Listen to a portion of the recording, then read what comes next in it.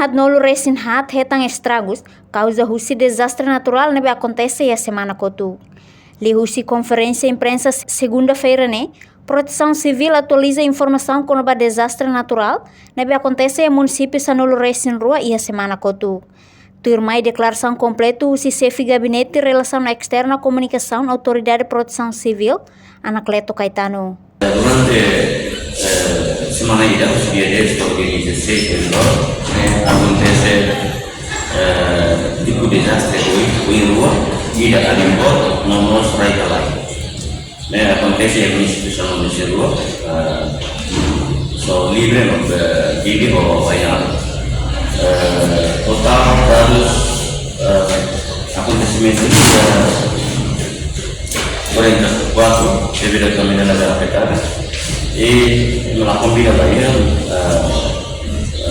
lebih kanek menentul ya bilo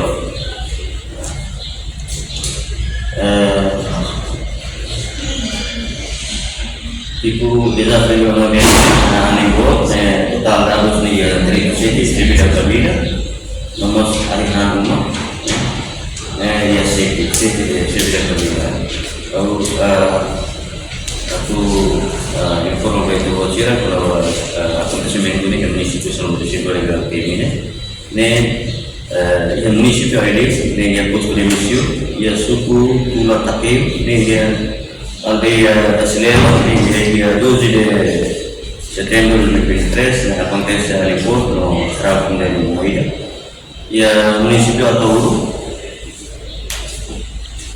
ya posto Atauru ya suku Beloi aldeia Maquer, dia 10 de outubro de 2023, acontece a Libor, Portanto, total dados desastre natural no inundação, husi fulan janeiro to agora, hamotu rihun rua atus lima sanolo resinen. Reportagem Fifanya de Carvalho, Televisão Timor-Poste. Janela informação ba Emahoto. Atu atena informação atual dia Gliu, que tá halua. Hanehan botão subscribe, like, halo comentário no file do media social Hoto.